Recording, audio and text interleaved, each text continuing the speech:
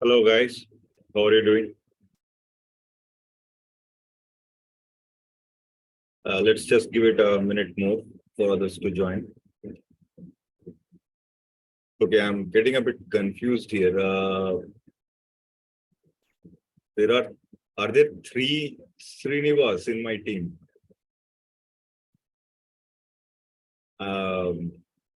Yeah, because two are definitely there. So Srinivas Yera Yera and Srinivas Yera Gola, are you guys different, or are you using two different logins?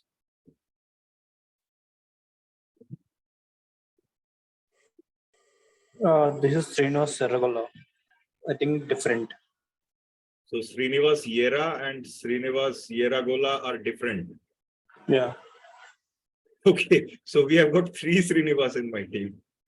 Yeah, that's one here. I joining from two devices, from laptop and mobile. So if there is any power cut, so I will disconnect the Wi-Fi automatically. No, that means Srinivas Yera and Srinivas Yeragola, you are the same person. No. Yesterday I connected two devices. Oh, so Srinivas Yera and Srinivas Yeragola are two different people. Yes. Okay, and then we also have Srinivas Popluri. So we actually have three Srinivas in our team. Yeah. Oh. That's a coincidence. Okay, guys, let's begin.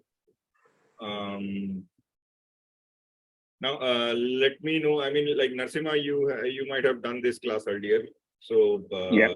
I'll have to ignore you, but it will be a refresher for you. Sure, fine. Rest of the three musketeers, Srinivas group.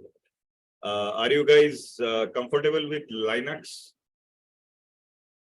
Actually, I am filling in for Srinivas era. Actually, I'm Razi, but I'm filling in for Srinivas era. We paid with his credentials, so we kept as it is. But yeah. Okay, you might want to then. I don't know. I mean, like, how should I address? If there are three people, then it would be difficult for me to identify. Oh, that's okay. Whenever error is, yeah. Whenever error is. Why don't you just rename it? Thing there. Okay, I'll try and do it. I'll try and do it. But what I was interested in, I mean, like, my question was, do you guys know a directory structure, file system structure in Linux? I'm not familiar with that Linux, so okay. No. Okay. My answer I was is just no. trying to understand, like, what is the depth? Yeah, you need to understand this in depth. Otherwise, because majority of our work will be in Linux only. All right. So yeah. Oh, yeah, I can. Yeah. Okay. I can look through in online.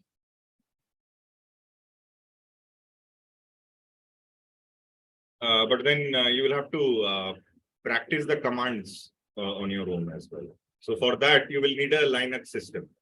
Okay, so let me first show you how you can create an instance. Okay. The first thing, the most important thing here is all of you guys should have a AWS account. Okay, please create this AWS account. This is the most important task right now.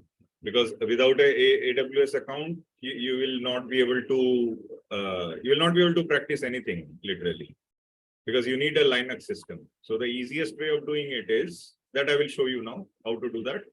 So once you create your account, there we will create something called a EC2 instance.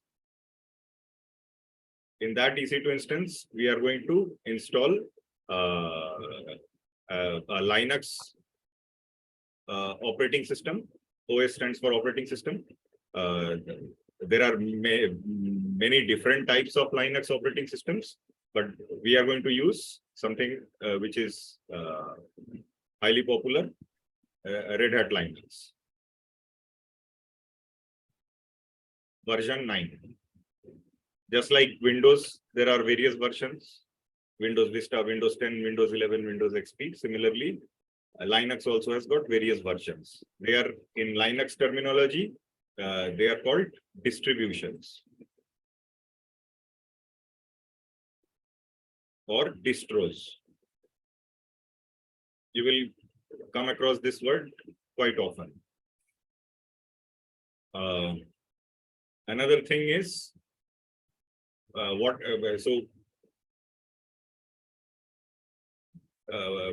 basically there are three kinds of operating systems majorly used.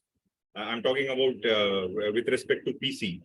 Different kinds of devices have different operating systems. Okay, try to visualize it like this. So PCs will have different operating system. Your mobile phones, they will have different operating system. Then I'm like, if I expand it more, then you can think of it like this. Think of it like this, as in everybody knows about Tesla car, right? The Tesla car also has its own operating system, but that is also another distro of Linux only. I mean, like they have built, they have customized the free source Linux and they have customized, built their own operating system, build their own Linux distro to work on their car. So different devices will have different operating systems. Here, I'm focusing only on the PC versions or computer, the desktop or laptop versions or servers. Okay, so this has got mainly three families.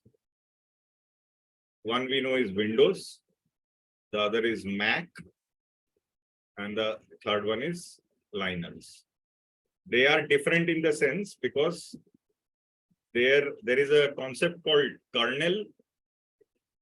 All three of them have this concept called kernel.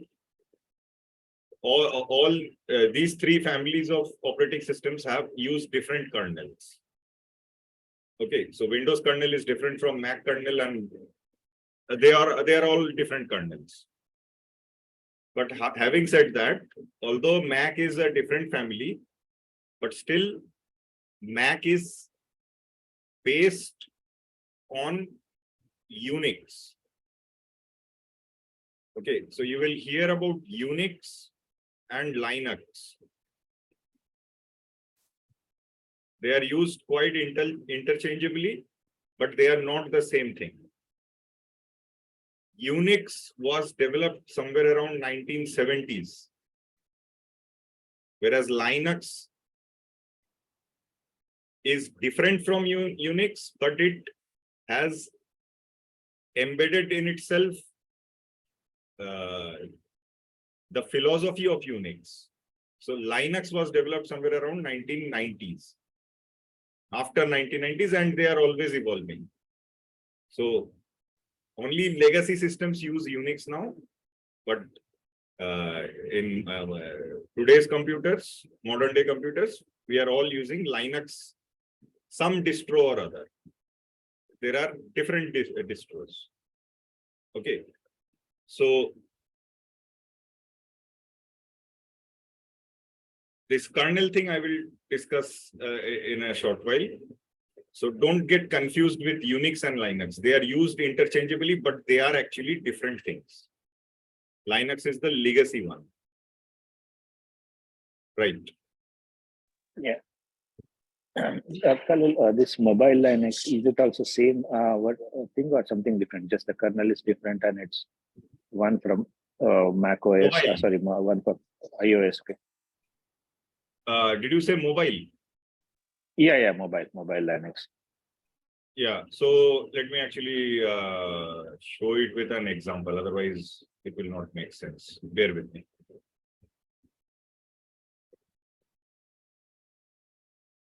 Now, before I start, does everybody have a AWS account? Nasima, you are excluded from these questions. Yeah, I have. Who does not have? I don't. We don't. I don't. Okay, then you definitely need to get a AWS account. Okay, so can you kindly do this during the session itself? It's very straightforward, actually. I mean, like, let me actually open up. Just go to Google, type in AWS, go to the official site. AWS is different from Amazon, okay? Amazon.com is not the same thing as AWS. They are the parent company, both is Amazon, but AWS is Amazon Web Services, okay? Go to this website and go through the free tier thing. It's pretty straightforward. So, but they will ask for billing information, okay? So you will need to put in some kind of debit or credit card. It will be, and they will deduct some money. Your phone number and your email should be proper. Keep that in mind, because it will be related to, I mean, like for any kind of recovery or account level changes, they both will be required. For the new joinees, let me make this very clear.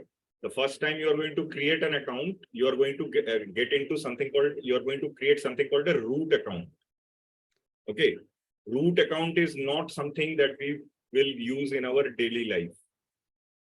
So the people, and for may I know your name, please, madam? Raji. Raji. Yeah. Raji. Yeah, Raji, R-A-J-E. Raji, okay. So Raji, please create a free account by going into this website. Now it will deduct some amount. Yeah. Okay, so I already have an account, so it is actually asking me to log in. Okay. Okay, it is detecting that I already have a login, but you will get a different screen. So that amount will actually get reverted. Are you based in UK or India? UK. So in India, they deduct somewhere around 2 rupees only. Okay, so I don't know, in UK also, they may be somewhere around a pound or something, but that will get reverted back. Okay. It's just 1 pence they'll deduct it. Yes. They just deduct 1 pence. 1 pence. So, yeah, fine. Yeah. So that's okay, right? And anyways, it is going to be reverted. Okay. So for people who already have old AWS accounts, please keep in mind that your time period for free tier is actually 1 year. So if it is a very old account, then you might get charged. So if you have any doubt like how old the account is, you rather create a new account. That way you will be secure. I mean, mentally you will be like at peace that you're not going to get charged. Otherwise, even whatever the things you are doing in free tier, if your account is old, more than a year old, that will get charged on an hourly basis or on a data transaction basis. Okay, so Raji, you kindly create your account and Okay. Yes. during the class. So somebody just now asked. I'm sorry, I will keep. Here I'm only able to remember Nasimha because he's from a previous class. I'm sorry if I apologize beforehand. I will keep forgetting your names. I deal with different batches, multiple people. So my apologies in the beginning if I use the wrong name. So somebody asked, I forgot who asked, but somebody asked about mobile and related to the operating system. So let me give you an example of Android. Android is one of the most used operating systems in mobiles. So operating system is directly, it directly correlates with the hardware on which it is being used. All operating systems cannot be used on all hardware. Okay, so operating system and hardware. When I say hardware, that is the actual device, physical device. The hardware will include things like CPU, the processing unit. It will include RAM. It will random access memory. It will include storage or the hard disk or the volume. They are different words, but they mean the same thing. And also some kind of network capacity. Okay, it will have some kind of network capacity, as in that network again can be wired like for Ethernet, or it can be wireless.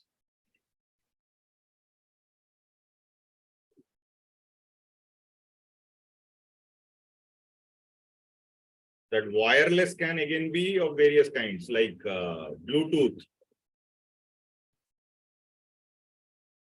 the normal Wi-Fi that we use, or infrared.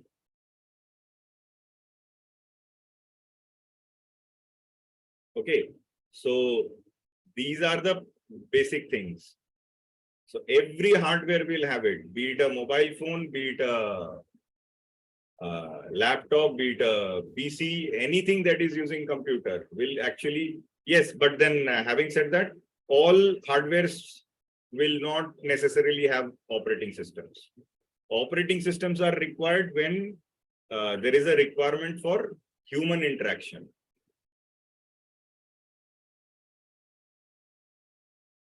This is the primary reason why OS is there. OS is also required for, okay, let me come to that later on. That is a little bit more detailed. So now getting back to the Android thing, it is, this one I'm explaining for Android, but it actually applies for Windows. It also applies for Linux, all of them. So Android actually uses Linux kernel only in the background. So let us go step by step. At the very bottom, you have your hardware, the device.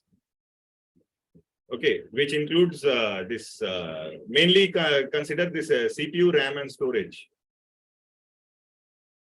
So RAM is for temporary memory. RAM is always in day-to-day life. Both of them are referred to as memory. Okay, but there is a very important difference. RAM is always temporary. Temporary, when I say temporary, I mean as long as the device is in a switched on state, only till that time the memory will be available.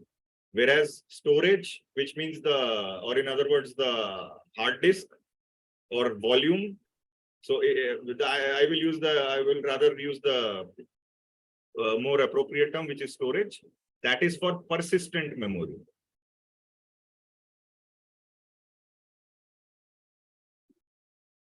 So even if your device is switched off, still that memory will stay when you will be revived when you switch on the system. Okay. So for example, when I open Notepad, okay, now right now I'm writing some gibberish in it. Now, till the time I save this Notepad is there, this whatever data I have written in this, that is all getting stored in the RAM. Why? Because I did not save it. The moment I save it in some location with some name, then what will happen? It will get saved in the storage, in the hard disk. Then it will become persistent memory. It will get stored in the persistent memory. But till that time, as long as my computer is on, I will have access to this. So somewhere it is storing it. And where is it storing it? It is storing in the RAM. Okay, so this is the basic difference in memory. So the word memory will be used quite interchangeably, but then you will have to identify in what context it is being mentioned. So keep that in mind. Now, if I close this without saving, I won't get this data back. Okay, so that is about the storage thing. Now let me get back to the original question about Android. So here it all starts with the hardware. So there are different companies, Samsung, Sony, I don't know, Nokia, whatever names you can think of, Redmi. They all make different hardwares. When I say different hardwares, I'm not talking about just the case. I'm talking about under the hood, what is going on inside the phone. So that phone is also a computer. It is doing everything that a desktop can do. Okay, so it will have its own version of CPU. It will have its own version of RAM. It will have its own storage. But those hardwares will be of different configuration. The operating system is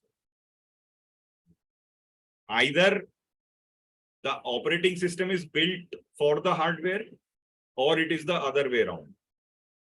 So initially, if I give the Android example, initially when this operating system was developed, they were when they were a very small company before Google purchased them, they were adapting to the existing hardware. Okay, but now that Android has become so widely popular, the mobile companies are building their hardware for adapting to the Android OS version.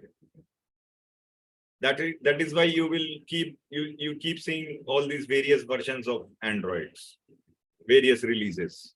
Okay, so at the base there is the hardware. On top of the hardware, there is the here I'm just talking about Android. Okay, so that's why I'm writing Linux kernel. If this would be Windows, then it would have been Windows kernel.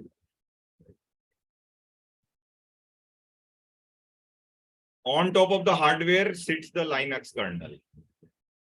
On top of that sits the actual Android OS. So between the hardware and the operating system, there is always the kernel. The operating system does not directly interact with the hardware. And this kernel is the key thing that identifies distinguishes the various families of operating systems. Now, on top of the Android operating system, then you will have your user applications, whatever you want to install. Okay, that may be a game, that may be like maybe Zoom. If you're using your phone, so Zoom is an app, but you cannot install Zoom until and unless your phone has got the Android operating system. So apps get installed on top of the operating system, but then the operating system lies on the kernel, and the kernel is the actual piece of software which interacts with the hardware, all the chipsets in binary terms, in 1 and 0. Okay, so this entire thing together can, if you comprise this entire thing, this is what you will call as Android. But under the hood, it is actually these things. Now, the same thing applies for Mac and Windows also, but the only difference will be instead of Linux kernel for Windows, it will be a Windows kernel. And instead of Android OS, whatever Windows you have. Currently we are seeing Windows 11. Okay, and then on top of that, you will have the apps. Whatever you install, like Microsoft Office or some kind of game or Zoom or whatever. Does that make sense? That is why if you go to any website and if you try to install, let's say, let's take the example of Zoom only.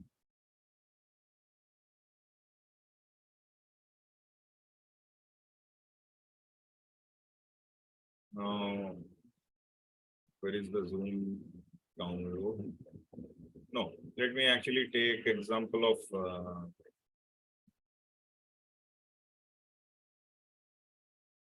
what can I get? Why is it not coming to my mind? Let's say Firefox download. Firefox is a user app. Now, what is happening here is it is automatically detecting that I've got a Windows system.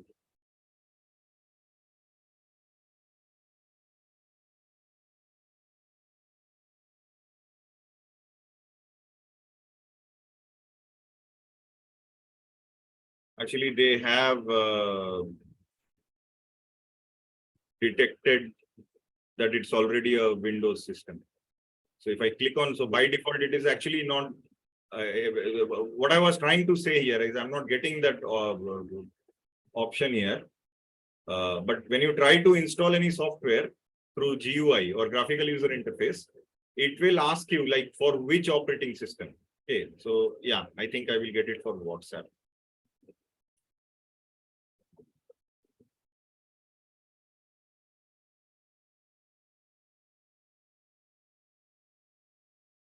So let's go to the WhatsApp. So see, here they are asking you like the Firefox website is high. I mean, like it's quite advanced. They have automatically they have detected what system I have. So that is why they were directly redirecting me to the Windows site, Windows download. Okay, but then here the WhatsApp site is not that well built, not that intelligent. So here it is asking for which one do you want, iOS, Android, or Windows. So it does not look like they have got anything for Mac systems because these one are for mobile. So Kallol, on this thing, so Linux iOS, using Linux iOS, okay, I should be able to do all the stuff that I can do with actual Mac system, right? And when I install the same Linux on Mac system. When you say Linux, no. Let me understand the question. You are installing Linux in Mac, and where is the other one? What is the comparison? The one is an iPad. iOS. Okay. Yeah. So see, again, then let's go back here. Your hardware is different. So the Linux kernel will be different for iPad compared to that of your Mac. Okay. So if the so you get restricted here, right? Yeah. Okay, so you will not be able to do all the things that you are able to do on Mac compared to that on the tab. Okay. Yeah. And yes. Yeah. In that case, okay, I mean, for example, just again, if I log in through iPad to AWS and create a Linux instance for iOS in AWS, in that way, I should be able to do all the stuff from iPad, like I do, like we do. But the thing is, if you are saying it like that, so what you're going to do is, you are using your iPad. Okay, so that has got some kind of Linux kernel. Okay, now ask yourself, how will you get into AWS? So this has got actually iOS operating system. Got it. I mean, I was just thinking browser, from the right? web. Yeah. I was thinking browser, but I think what you Safari or something, but that Safari or Chrome or Firefox, that is specifically built for the iOS. Fine. Can you log in? Yes, you can log in, but then that will be a web page only. Okay. I will not be able to do all this RDP stuff and all the things. SSH. SSH. No. So see, again, don't mix it up. For opening the AWS web page, you need a browser.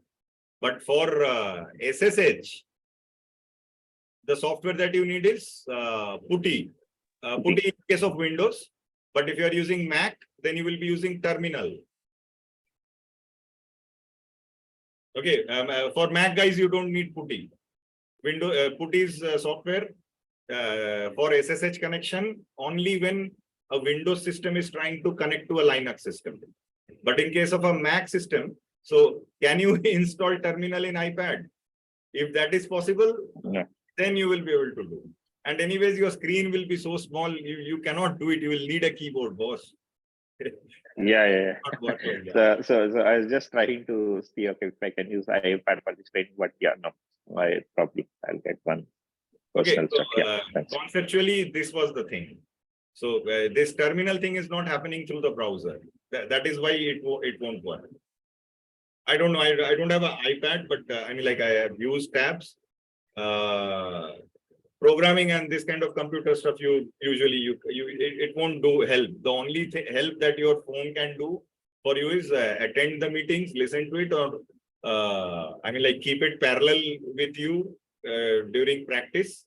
Play and pause the video. That is the maximum that you can do. Sure. Thanks. Okay, or a iPad. Okay, so this was the basic.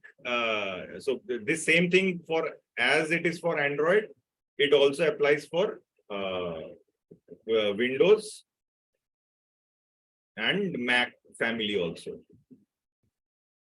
or Linux, other Linux system also. So Android is just another version of Linux.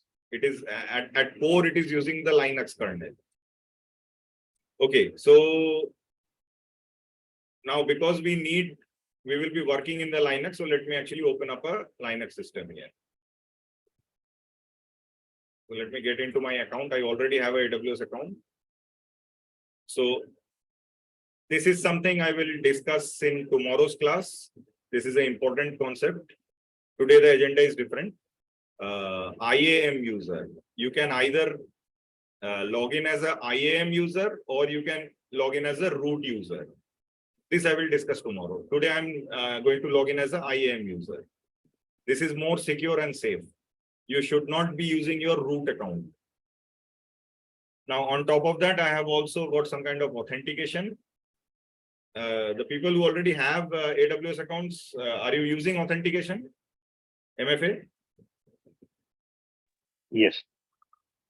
Good. So if somebody is not doing it, kindly do it, because AWS accounts get hacked very easily. So I'm actually generating, I have the MFA code on my phone and I generated it just now.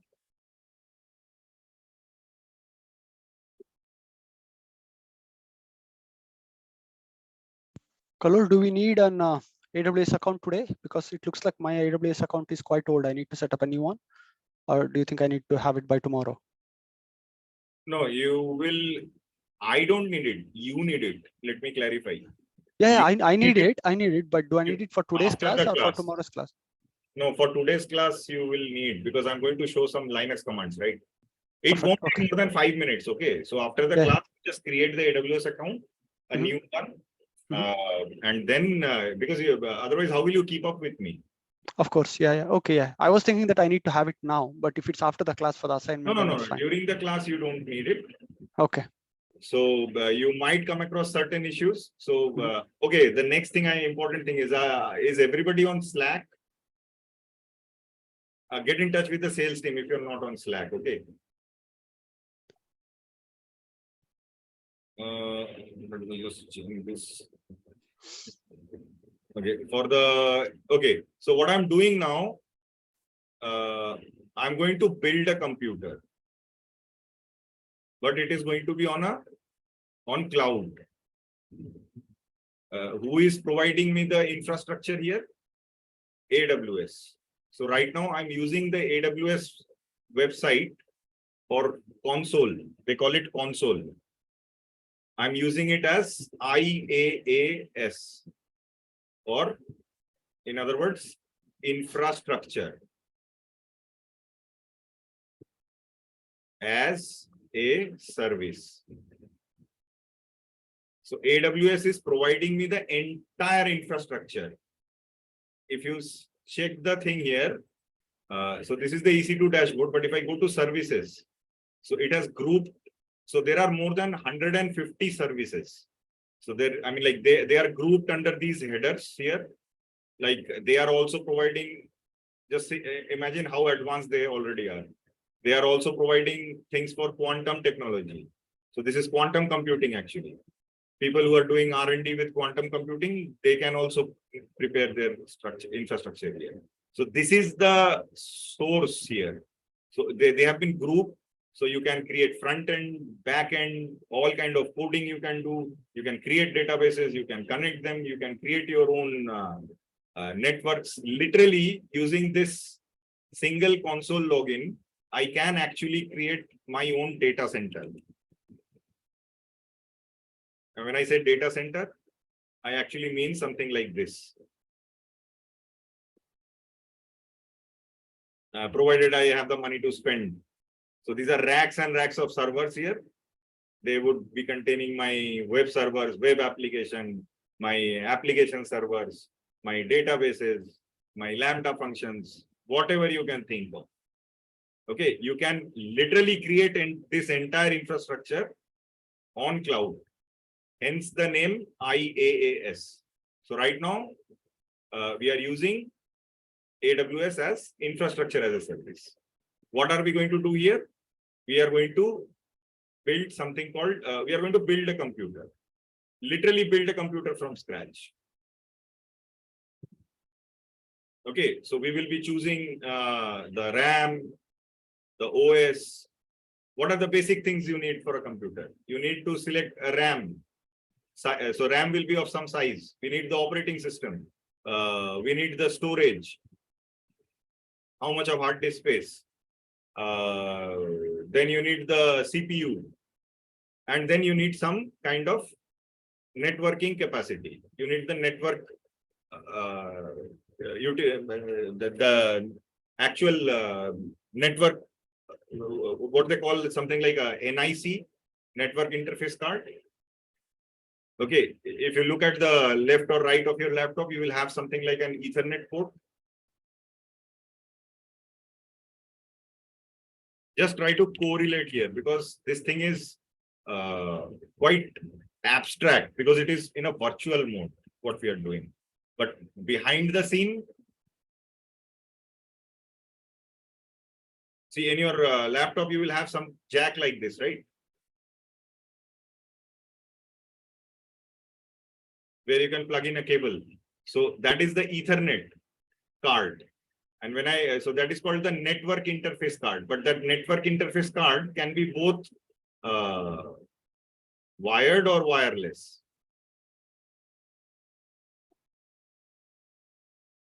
So in this case, we don't need to bother about it because AWS is handling it. Your laptop will actually have got two network, not two, I think three minimum, 3 cards. One would be for the Ethernet. The wired one is for the Ethernet. In wireless, again, you will have 2 cards. One for Bluetooth and one for Wi-Fi. Okay. If you have a Mac, the system will be different. But on a Windows system, you can quickly check by just typing in Windows R and CMD. So in my computer, if I type in ipconfig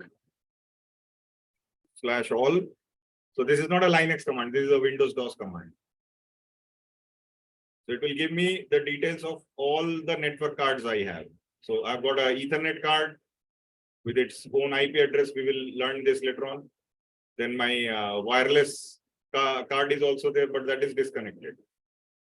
And apart from that, there are multiple ports. Okay. So the Bluetooth thing is not installed, so that is why it is not showing. But otherwise, you will also get to see this. Each of the card, later on, this thing will come into picture. Okay. There is something called a physical address and an IP address. This thing we will discuss in networking class. Any device can only connect with a combination of the physical address and the logical address. Okay. So just keep hear these words, keep them in mind. The discussion will happen as and when it evolves.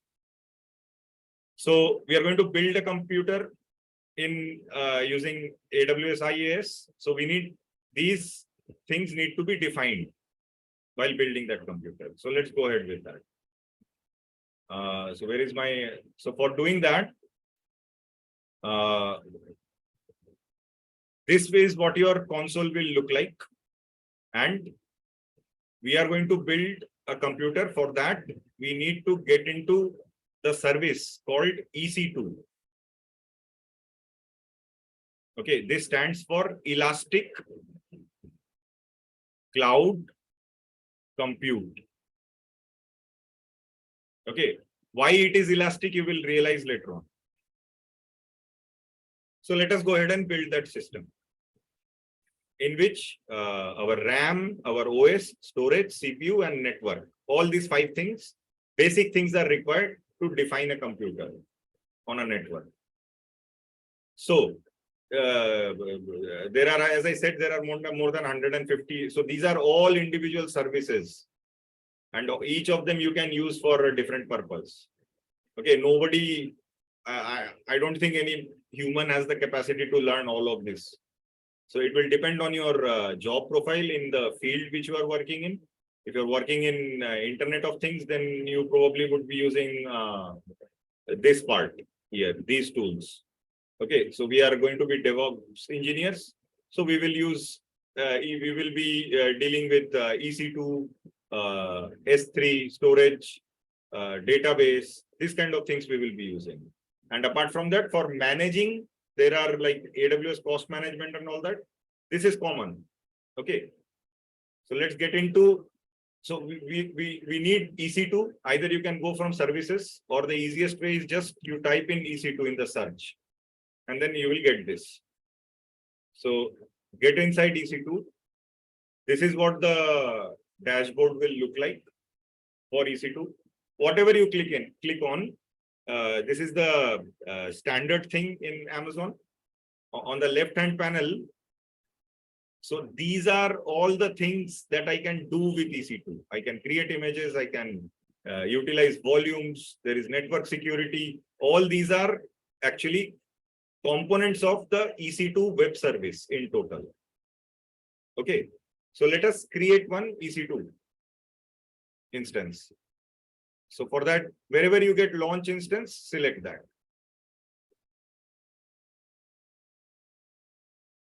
So this name is a little bit a kind of a misnomer kind of thing. So when it says launch, it does not mean that it already exists. But here in AWS console, when they are saying launch, they are actually meaning that you are going to create a virtual machine. Now, all of this is virtual. Although it is virtual, the components are the same that you would require for physically building a computer. Your laptop, your desktop, they all have the same things. Okay, so they all have the hardwares and operating systems and everything. The operating system is part of software, but apart from that, all these hardware stuff will actually being used. But here we are creating virtual machines. That's why it is so abstract to understand this. When I say virtual, that does not mean that that no hardware is being used. No, hardware is being used, but that hardware is all the hardware that is required. That is being managed by AWS in the background. We don't need to bother about it. Okay, so what we in daily life call as computer, it is actually in AWS, it is nothing but a virtual machine or EC2 or instance. Okay, so these words will be used interchangeably. So let's start here. Let's create, let me just name this. Actually try, avoid using capital letters. And don't use, only use hyphen. Don't use underscore or dot, because I've seen it later on, it sort of creates a conflict. AWS does not like that. So always use lowercase and separate the words with dash. So let's create a server here, or you can also call it server. Linux practice. Okay, so now comes choosing the operating system. That operating system, Amazon provides you a wide variety. Any operating system you want, you can actually choose. See, here are the various. So Amazon has its own operating system as well. Amazon also has its own Linux, but usually people don't use it. You can use it for practice, but like in organizations, they seldom use it. Okay, and then you also have Mac OS. You can install Mac OS versions also. Then you have Ubuntu, Windows, Microsoft, but we are going to use Red Hat.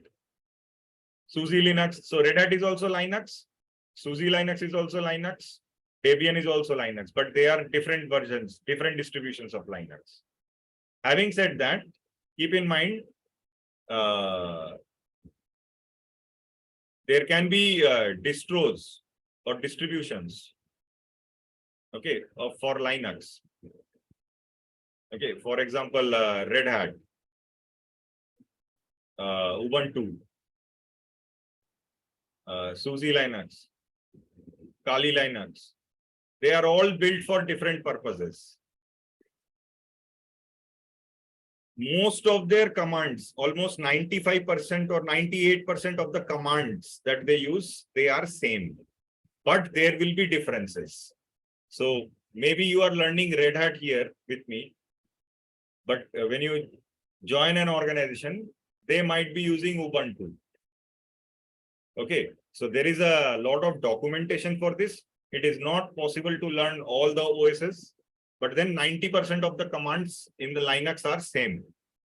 That 2% difference, you will then have to search Google or read the documentation. All of these are highly documented. So that is the best part. Any help you need, you will definitely get it online. Okay, so for example, in Red Hat, if you have to add a user, we use something called user add command, but in Ubuntu, it will be add user. These subtle differences are there. In Red Hat, if you have to install a software, then we use something like DNF or yum.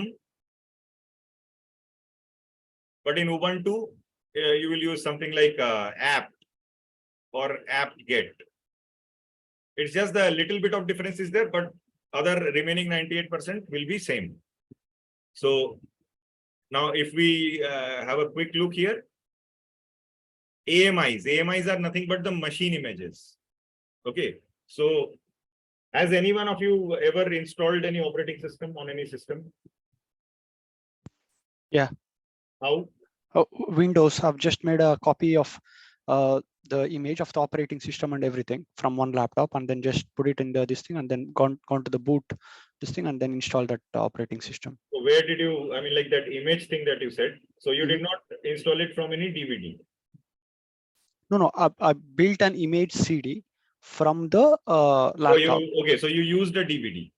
Oh yeah. Okay, CD, so you used a DVD. Okay. Yeah. So actually, it is. I mean, like MacBooks, I think they don't come with any CD drive anymore, and even more other Windows laptops. Yeah, nowadays it doesn't come, right? Yeah. You don't require, because the reason being, earlier operating systems were installed using DVD.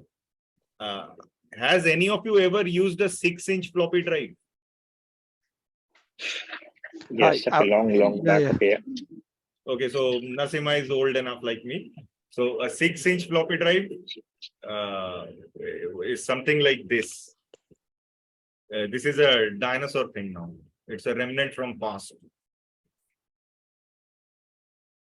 When I say 6-inch, so this is the evolution of floppy drives. I have used all three of them. This middle one was not that much popular. I mean, like this is what it started with, the black one. Okay. So I have actually worked on computers which did not even have storage capacity. Only the computer would only boot up when the floppy disk was, this 6-inch floppy disk was, I'm talking about like 96, 97. Okay, we used to input this into the drive, and then only then, I mean, like this is like a key. You had to lock the thing so that, I mean, like mistakenly somebody does not pull it out. Otherwise, the system will crash. So, I mean, like this is just a fun fact. Whoever is working on Windows, if you think about it, your operating system, I mean, like the first drive letter that you get is always C drive. So where is A and B? Why don't we see A drive and B drive in Windows systems? Actually, A and B drive were there, but it was during the age of floppy. So that time, if a system had like 2 floppy drives, by default, Windows has been built in such a way that A and B will go for the floppy drives. And only later on, with the advent of higher hard disk space and with the advent of CD drives, that is when, I mean, like, so now from there, it is now they are continuing with the C drive. Okay, this drive, directory, all this you need to understand, because for people who have been who are used to Windows, Linux is a very different world. It has got its own nomenclature. It has, I mean, like the file system is absolutely different. There are fundamental differences between Windows and Linux. And I mean, like user applications, for user applications, Windows and Mac are popular. But when actual SDLC is involved, servers, racks, databases, that time Linux is actually working in the background. Majority of the, companies, majority of their work is done on Linux systems, not on Windows or Mac systems. I mean, like the users might be using it for day-to-day task in office, but then eventually the servers and stuff, databases, that all will, you will have to come back to Linux only. Now, having said that, where were we? We were on the launching instance. So let us choose the operating system here. You can choose from a wide variety. Okay, so these are all the versions here, but then be careful. Don't choose randomly. Okay, they are even giving Monterey. This is one of the latest one of Mac. But then the first thing that you should do is, once you browse into the not only the OS, here you are going to choose the image of the OS. So we don't have a DVD, right? Or we don't have a USB stick to install. Amazon already has got the image. We are just going to use that image. So just imagine it like this, that automatically somebody is providing that image. So it is similar to putting in a DVD into a drive, a DVD drive, or plugging in a USB boot drive. Okay. Instead, we are doing this virtually. Now, before choosing anything, make sure you have chosen free tier only. Otherwise, on an hourly basis, you will start getting charged. So see, all the Mac and stuff just disappeared. So here we have got also Windows, but these are Windows Server base OSs. So there are a variety of stuff here, but here we are interested only in this one, Red Hat. Okay, and in Red Hat also, don't choose ARM. That will involve cost. Go for 64-bit x86 version. So these are actually nothing but architecture, system architecture. Okay. For example, if I check the properties of my PC, these are the properties of my PC. Okay. So here you will see the details like 64-bit operating system, x64 based processor. So this is a system architecture here. Hardware is based on architecture. So here also they have given us the option of choosing the architecture. So make sure you always use 64-bit x86. Until unless you change it manually, by default, it will be selected to this one only. Okay, so let's select this. Oh, sorry. Red Hat. Yeah, let's select this. So now we have given a name to our computer and we have chosen the image. So from this image contains Red Hat Linux version 9. And the AMI, the machine image from which it has taken, this is provided by Amazon only. Similarly, later on, we will see we can also create our own images. And there will be multiple reasons why we need our own images. We will do that. So now let's come to the instance type. What does this mean? As I explained earlier, when you are building a computer, you will need RAM. So see, which one is done? The OS is done. So now we need to choose the RAM. We are going to choose the RAM, the CPU, and the network. That thing will come where? Under the instance type. By default, something called T2 micro will be selected. Okay. This is under the free tier. It's good enough for us to practice. But during your interviews, never ever say that you have worked with T2 micro. No company uses T2 micro. So let's see what are the other, why companies don't use T2 micro. So let us compare the instance types. Now here, if you see, there is a wide variety. Look at the column names. So this is the name of the thing.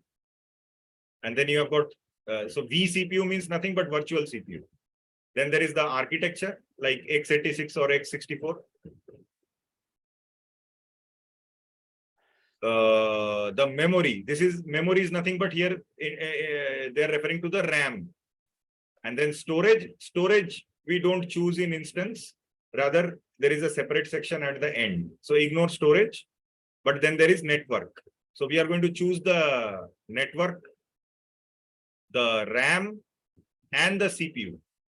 Based on this, and also the system architecture. Based on that, we are this is basically choosing the chipset or the motherboard of the computer. On every laptop or PC, we'll have something called a motherboard, something like this. Okay, if you look at it closely, this part is the processor. And then in once again, it will vary. So this part, the lengthy part is the RAM, where this is the RAM slot, where you plug in the RAM card. And then here, this one is the Ethernet port, if you can see. So this is for networking. Okay. So different motherboards will have different configurations, but more or less, this is what actually constitutes the motherboard. So you can think of it as an analogy. You are doing the same thing. Instead of doing it physically, you are doing this entire thing virtually by simply choosing from the available options. So there is T2 micro. So companies would, depending on their transactions, they would be using somewhere around at least something in medium or large section. Okay. So maybe they will have, I mean, like for example, a server which has to handle maybe 10,000 requests per minute. So T2 micro will crash. It will simply crash. You need a larger server here, like T3 X large. So see now, if you see it, if I take this example, T3.2 X large, why is it going on? So it has got 8 processors and 32 GB of RAM, and its network speed is up to 5 gigabit. Because if you have to cater to 10,000 requests per minute over the internet, then definitely you should have a high network capacity. But don't use these even by mistake, because they are chargeable. So I will go back to T2 micro. Just remember this. For our entire learning journey, we will be using T2 micro only. But then don't say in your interview that you have used T2 micro in companies. That is not something that happens. Or T2 nano as well. I mean, like, these are all low-end ones. Okay. We are using T2 micro only for our learning purpose here. Now, the next thing is logging in. Logging in, this let me explain in a later class. This will require a little bit of in-depth discussion. This is related to something called SSH. So basically, you are securely logging in. Okay. So right now, I'm going to create a new key pair. I'm not explaining this right now. The explanation I will do in a separate class, because this will take a little bit of time. So this is basically for security. What I usually do is I always copy the name of the server. Whatever name I'm putting in here, I use the same name for my key pair. Why? Because if you put in random names like web server 1, server 2, test, you will get confused later on. Okay, so now there is a big difference here. Windows versus Mac, or Windows versus Linux. This is the name of the key pair. It is a pair because it will have public and private. Both sections will be there. Together it forms a pair. We are not going to do the ED 25519, our encryption. So this is encryption. We are always going to use RSA. Okay. So see, because ED is not supported for Windows instances. So we are going to use something which is commonly, widely used, and which is cross-platform. It can be used on all the platforms. I mean, operating systems. Okay. Now the format, the moment I click on create key pair, the format, whatever is chosen, there are 2 formats. .pem and .ppk. So they are two different formats for different usage. .pem can be directly used on Linux systems and Mac systems. The reason it can be used on Mac systems is because Mac is also built on the principles of Linux only. Mac is nothing but a glorified Ubuntu. All the features that you see in Mac, they are all available in Ubuntu. The only thing is Mac is more charged. I mean, like it is way more costly, unnecessarily costly. The .pem uses, okay, before I explain this thing, I will be frequently using something called protocol. This word will come on quite often. What do you mean by protocol? I mean, like in English, plain English. Set of standard set of instructions, okay, which needs to be added. Right. So I would rather use the word rules instead of instruction. So you can think of it like this. There are two parties, A and B. Now they need to interact with each other. But before that interaction can result in something conclusive and meaningful, they will set a protocol. That protocol is nothing but this set of rules. And this set of rules, both A and B will follow. If they follow it, then the transaction can materialize into something conclusive. Okay. So this is what, and in technical terms, protocol also means the same thing. When I will be using the word protocol, this can be related to networking. This can be related to security. So basically, or many other stuff. Basically, whenever we are going to use protocol, this set of rules will be defined and agreed by both the parties, and not only agreed, implemented also. Only then the thing will work. So this is how it works. Right now, when I am talking about RSA, let me correlate it with the RSA thing here. So RSA is a kind of encryption protocol, where, so obviously to get it implemented and to use it successfully, they definitely, both the parties need to accept the protocol. So here, the protocol that we are going to use is RSA. This is the encryption protocol. Similarly, while doing networking, we will have SSH protocol, HTTP protocol, or HTTPS. Various protocols are there. Okay. So here, while creating the key pair, this, whenever we are dealing with key, and we will be dealing a lot with keys, it will always be RSA protocol for the encryption. Now, coming back to the file format. So here you have got the option of .pem and .ppk. If you are using a Windows system, then you should use .ppk. What I mean to say is, if you have got a Windows system and you are trying to connect to a Linux, in this case Red Hat, which is a Linux distro, you can connect from a Windows system to a Red Hat system only using PuTTY. Not only using PuTTY. PuTTY is one of the softwares, but it uses something called the file format. The key that you need should be in the format of PPK, private PuTTY key. But if you are using, compared to that, if you are using a Mac or another Linux system, whatever we installed it, maybe SUSE Linux or Debian or Ubuntu, and from that you are trying to connect to a separate Red Hat Linux system, then you are going to use .pem. So .pem is sort of universal.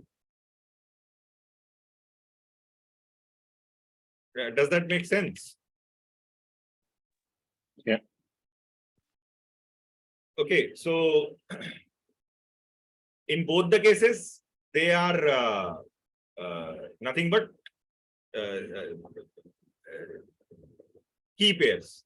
Now, what you can do is, by mistake, let's say you download .pem is sort of universal. So even if you later on, I will show you.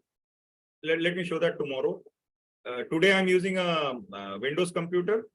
So let me actually do it. So what I'm going to do later on, I will show you the .ppk.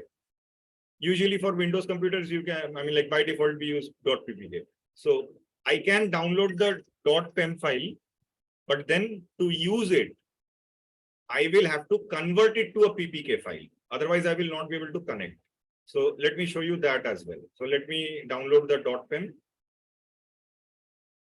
So the moment I created it, it actually downloaded a .pem file in my system. So we are done with the security part, and then security group I will discuss later on. But for the time being, let me just select this. Actually, we don't even need HTTP here.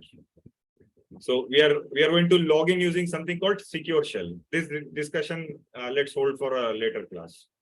And then finally the storage. So 10 GB, if it will depend on the kind of instance you are trying to use. For a T2 micro, the volume has to be at least 10 gigabytes.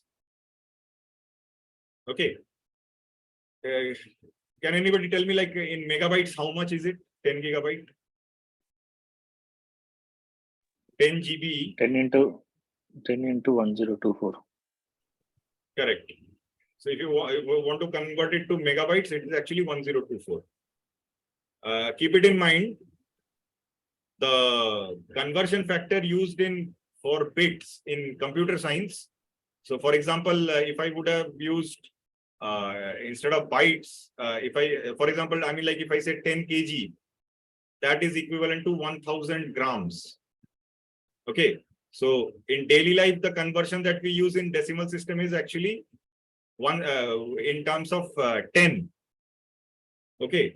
But here we are dealing with binary. This is not decimal. This is based on binary. So the number system here is based on 2. The maximum number of digits in binary are only 2, 0 and 1. Machines do not understand alphabet and numbers. They only understand 0 and 1, which is nothing but they corresponding to the state of a switch or a transistor. Either it is on or it is off. So on will correspond to true value and off will mean false. And when you have a combination of billions of these on-off switches, that is what is your processor, like i3, i5, i9, or AMD, Ryzen. So these processors are actually doing these billions of on and off transactions. And that is what is making this entire thing work. And this is based on a base 2. Okay, so that is how we get 1024. Keep that in mind. Whenever you do the conversion, later on you will require this in networking also. So it is always 2 to the power something. That's how you get this 1024 value. So 10 GB means nothing but 1024 MB. Yeah, so we are good enough to start our system, and we will just click on, you can do a review here, like the summary. So actually in this, there is also a firewall. Right now, only we can log in using terminal or PuTTY. So PuTTY will be the software. Once again, this is only for Windows guys. Mac guys, you will be using terminal using PEM key. If you are having trouble with that, you'll need to share the screen and then I will show you how to do it. So this thing has succeeded. Let me go back to instances. So ignore the other ones. Concentrate on this one, Linux practice. This is the computer which I created. So it is in a pending state right now. Amazon is actually provisioning it and it is now in a running state. But before you start this, there will be a status check. It will, so it should be 2 by 2. There will be 2 health checks. So select this thing here. When I say thing, I mean the one that you are just now created. And then you can see the details, or you can directly click on this and open it on a new tab. So this is my EC2 computer. Amazon has provided it with a hexadecimal name. I dash stands to identify it as an instance, but the rest of it is a hexadecimal number. Okay, so we will be dealing with 3 number systems, not 3, actually 4 number systems. Gradually you will see.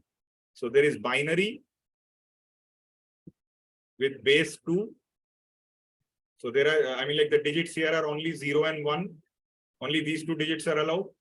Then there will be octal. Later on, when we will deal with file permissions in Linux, there we will deal with octal. So that is base 8. So here the digits allowed are 0, 1, 2, 3, 4, 5, 6, and 7. That's it. That's where it ends. And then decimal is anyways there. We use it in daily life. Okay, so decimal is base 8, base 10. So 0 through 9, there are 10 digits.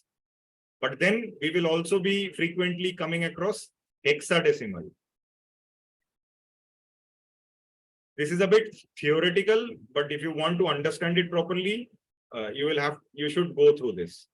Hexadecimal is hexa plus decimal. That means 10 plus 6. It is base 16. So it uses 16 characters, 16 digits. So 0 to 9, there are 10 digits, and then it also uses A, B, C, D, E, F.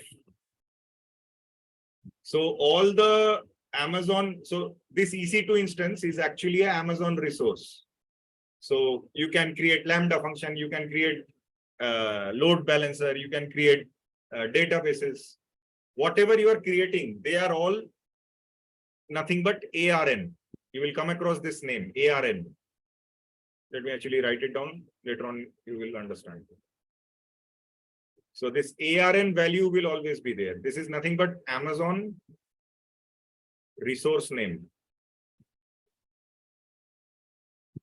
Okay, so this will always be in hexadecimal. We use hexadecimal numbers when the quantity we are dealing with is very large. So just imagine all over the world, Amazon is used, AWS is being used all over the world. So how many EC2 instances? I mean, like millions and millions of EC2 instances are being created in millions of subnets. Okay, so that is why, since it is a very large number involved, that is why to uniquely identify it, this is a hexadecimal number that you are seeing. Similarly, when you look at network card values, your physical address of your network card, that is also hexadecimal. Okay, we will come to this later on. Now, so let's go back to the dashboard, and you will need to always, there is a mini refresh button in each of the dashboards, whatever, like I'm in the instances, the EC2 dashboard now. Similarly, you will have a dashboard for VPC and whatever service you are using. So make sure to check the current status, you refresh it, the mini dashboard. So now as I can see, whatever you select, those values will reflect, or you can, the hexadecimal instance ID will be there. You can right click and open it up separately. So now this 2 by 2 check pass is passed. So our instance is working fine. So let us try to open it. But then I have a problem here. I am working on a Windows system. As I said earlier, we cannot use .pem file on a Windows system. So what do I do? What I'll do is I will convert this .pem file. Let me copy this name.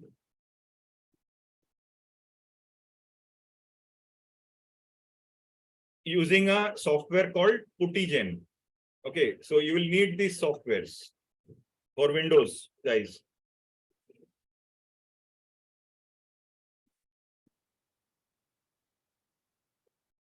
I will post the link in Slack. Okay, so go to putty.org and then click on download Putty.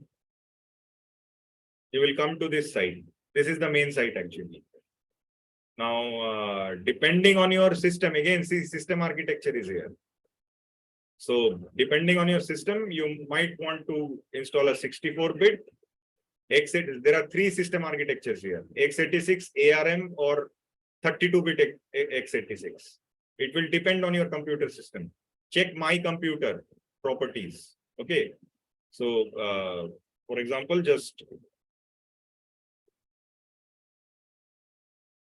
so right click on this PC and go to properties, and there you can check your system architecture. In Windows 10, it is looking like this. In 11 will always be x64 only. It will by default be 64-bit. But for lower version systems, or if you are using different processor like AMD, then it will be different.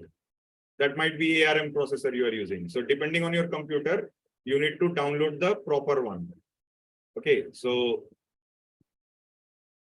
let me post this in Slack.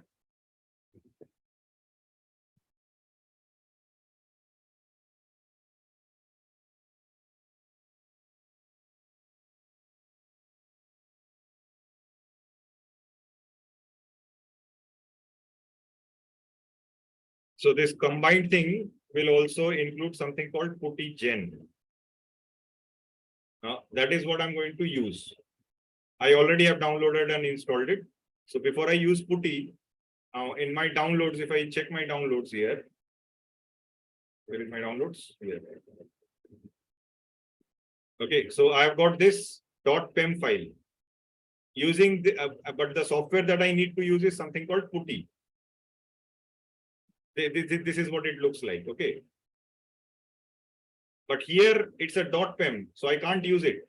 I need a .ppk file, but I did not download .ppk. So I'm going to use something called PuttyGen.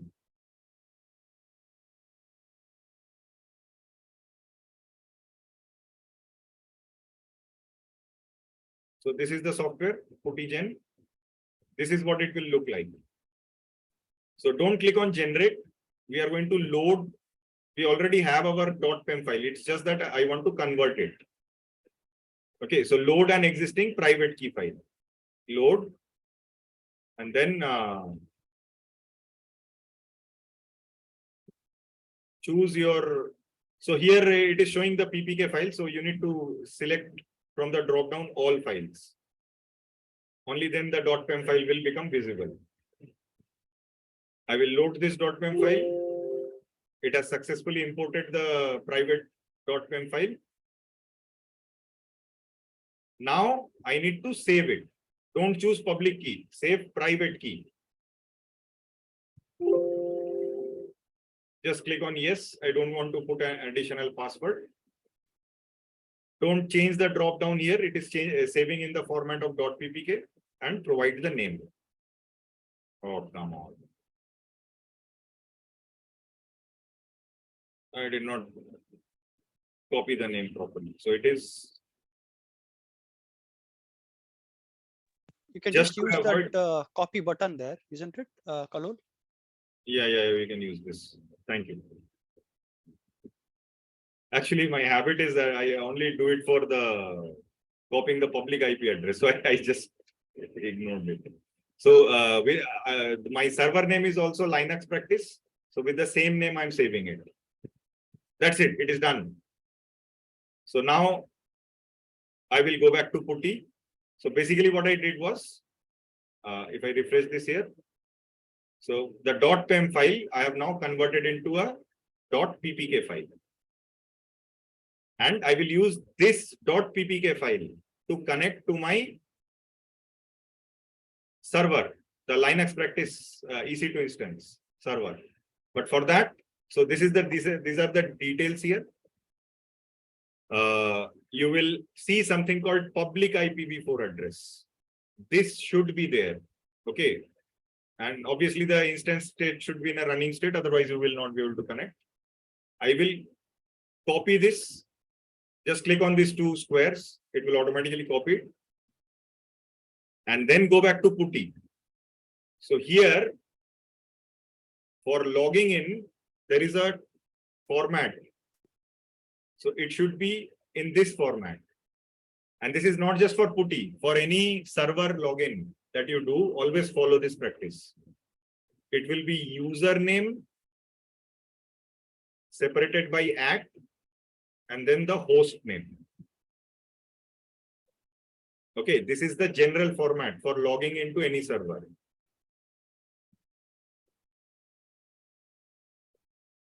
Now in this, the username, whenever you create a EC2 instance in AWS, they give a default username. They actually create a default user. Okay, and that user is EC2-user, all in lowercase. Okay, and then the @ symbol, and in the host name, you have to put the public IP address.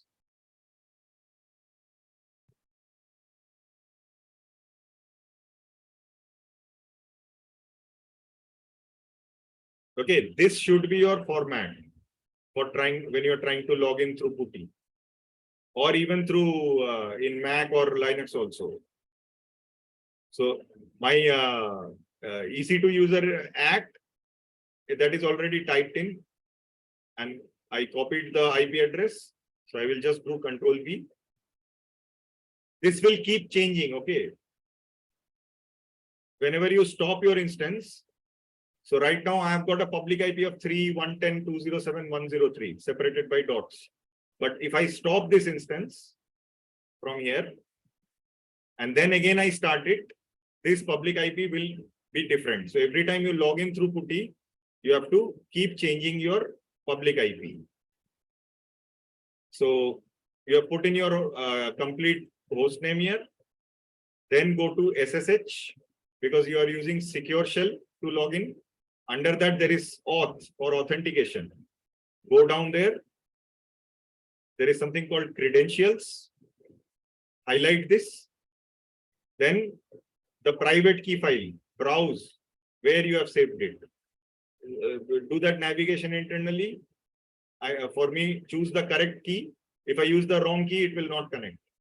So Linux practice, and then click on open. And you can directly click on open from here.